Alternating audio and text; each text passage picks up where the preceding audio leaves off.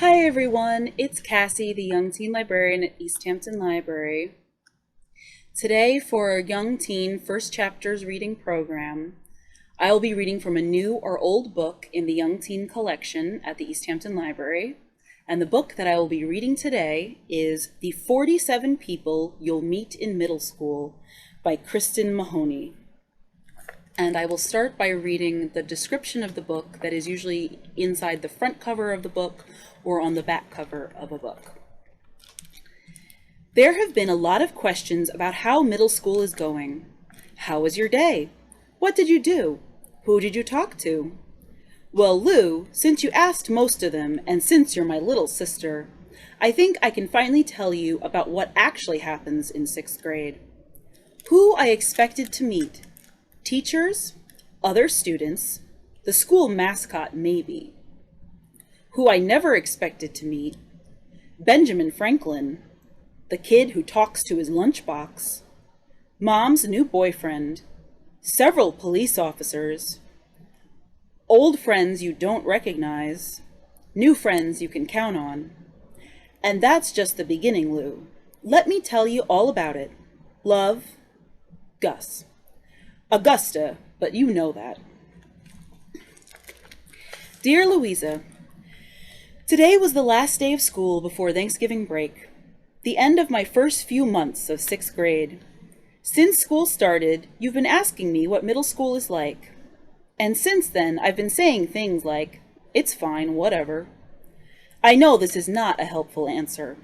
I know you are dying to know what to expect when you start at Meridian Middle School in 2 years.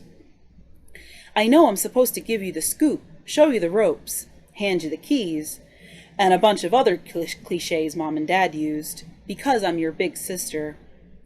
The truth is, I'm still figuring it out myself. It's only been a few months, and it's hard to respond to questions when you're still working on the answers. And the fact that this particular school year has started out as the weirdest ever, well, that hasn't helped. But I will say I've had time to reflect on your question over the last couple of days. You know how you don't really do anything during the last few days of school before a break? That's still true in middle school. So while the teachers have been showing movies and tidying up their classrooms, and the other kids have been passing notes and falling asleep at their desks or doodling on their sneakers, I've been reflecting. Reflecting is a big thing middle school teachers are into. You'll see. So what is middle school like, you ask? And ask, and ask. There are a few things I can tell you. It's nothing like elementary school. Lockers are not as exciting as everyone thinks they'll be. You might be on your own without some of your closest friends. Take me and Layla, for example. She's been my best friend since we were 3, and all through elementary school at Starling. But Starling kids split up for middle school.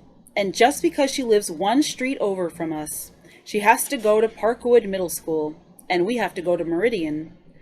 So I had to start a new school without my oldest and closest friend. You will have no idea where to go. I don't just mean getting lost in the building, although that happens, but you won't know which people to go to, because you won't know who your people are. You may think you will, but you won't. More on that later. The time goes by differently. For one thing, you change classes and teachers for each subject, which sounds like it would make the day go faster. But with certain teachers, it actually makes 50 minutes feel like a year. Like you look at the clock and then look up at it again about a month later, or so you think, and it has advanced 1 minute. Time passes differently in other ways too. In elementary school, you talk a lot about the seasons, the changing leaves, the snow in winter, the flowers in spring.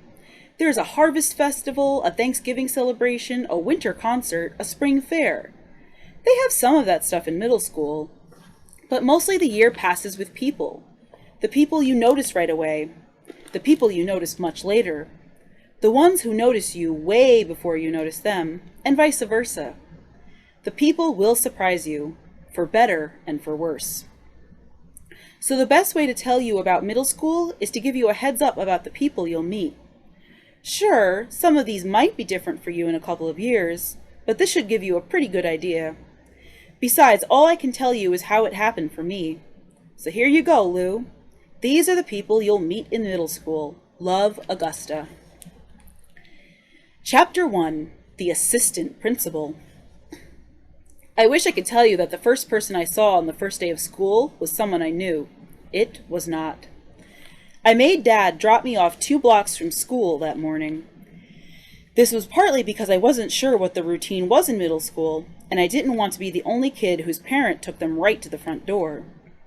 But this was mostly because Dad's car was in the shop again, and, as you may recall from the first day of school, Lou, he had borrowed the radio station van to drive for a few days. Some people's parents have a clean, fancy company car to drive for work. Lucky us that our dad gets a bright green van that actually has Wold, your favorite oldies, painted on the side in orange letters. For first day of school arrival? No, thank you. As I rounded the corner by Meridian Middle, I saw a crowd of kids who were all complete strangers. They also looked way older than me, and they seemed like they all knew each other. I knew that more than half the kids at Meridian Middle were coming from a different elementary school than ours, but it seemed like I should know someone. I started wondering if I was in the right place. Turns out I was not. And apparently I had "I am in 6th grade, please help me" written on my forehead, because a teacher holding a clipboard actually pointed at me and yelled across the heads of the other kids, "You! Glasses! Blue backpack! 6th grade?" You wouldn't think that glasses and blue backpack would be sufficient identifiers. I mean, other kids had glasses and blue backpacks. But I guess this teacher's pointing was laser sharp, because about 100 kids turned and looked right at me after he yelled. Yes, I answered, almost in a whisper, and still wondering where the heck everyone I knew was. What was that? Yes, 6th, I said slightly louder. Back door, the teacher yelled. Didn't your parents get the email? By this point, the teacher was making his way over, clapping students on the back, saying hello, and telling some of them to spit out their gum. He was wearing a golf shirt with the school logo on it. The shirt strained over his belly and was tucked snugly into his khaki pants.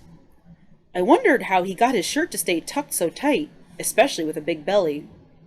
Did he buy extra long shirts?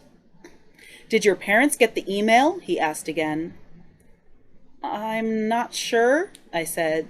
Since the weekend before school started had been one of our weekends at Dad's apartment, it was possible I wasn't operating with complete information. You know, he's not so great about reading emails thoroughly. I began to wonder what else he'd missed. Well, the teacher explained, this is the 8th grade entrance. 6th graders go to the back. Oh, okay. That seemed pretty inhospitable to me, making the new kids go to the back door. But I wasn't going to argue. I turned and started walking down the path that wound around to the back of the building. Hey, little Gus, I heard someone call. I knew it had to be a kid from our neighborhood, since he was calling me Gus and not Augusta. I turned, and sure enough, there was Rob Vinson talking to some other 8th grade boys. Even though Rob is kind of dopey, he's usually an okay kid. He's always been Mom and Dad's first choice to walk Iris when we're gone on a day trip somewhere, and he was never jerky to us like some of the other older neighborhood boys were. So hearing his familiar voice on the first day of school was simultaneously comforting and embarrassing. Why did he have to call me little Gus in front of everyone else? Ugh. It's my neighbor, Rob announced, not that the boys he was with seemed to care. What are you doing on this side of the building, little Gus? He asked. I got the entrance wrong. That teacher told me to go around back, I said, pointing to the man with the super tight tuck-in. That's not a teacher, Gus, Rob said. That's an assistant principal, Mr. Wyatt. You don't want to tangle with him. I didn't tangle with him, I said. He just told me I had the wrong door. Okay, well, watch yourself with that one. If he told you to go to the back door, you'd better go fast. Why are you still standing here? Because you're still talking to me. Nah, you better go, little Gus. Rob shooed me away like I was a pesky dog. Never mind that he had been the one detaining me. I rolled my eyes and went around to the back of the building. And that's where I saw all the kids I knew. All the kids whose parents had read the email properly. That night, I got in a fight with Mom because I told her she needed to make sure Dad read his emails all the way through. And I may have said something like, if you guys still lived together, we wouldn't have these problems. And then Mom felt like dirt, and so did I. I don't know if you remember that fight, Lou, or if you even heard it. You were standing at the kitchen sink making one of your potions. This one contained olive oil, flower petals, and dish soap. It seemed like you were in your own world, until you announced that the potion was going to be a special doggy fur conditioner for Iris, and Mom took one look at it and said there was no way you were going to rub olive oil on the dog. That's when you snapped back into our world and asked what we were talking about, and I just said, school. That was the first time you asked me to tell you what middle school was like. That was the first time I said, it's fine, whatever, and went upstairs to my room. Anyway, now you know a little.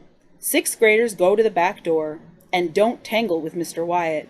He was the first person I met in middle school, and unfortunately, I would meet him again. And that is the end of Chapter 1 in the book The 47 People You'll Meet in Middle School by Kristin Mahoney. And I hope that you all really enjoyed it, and I hope that you all have a great rest of your day. Bye, everyone!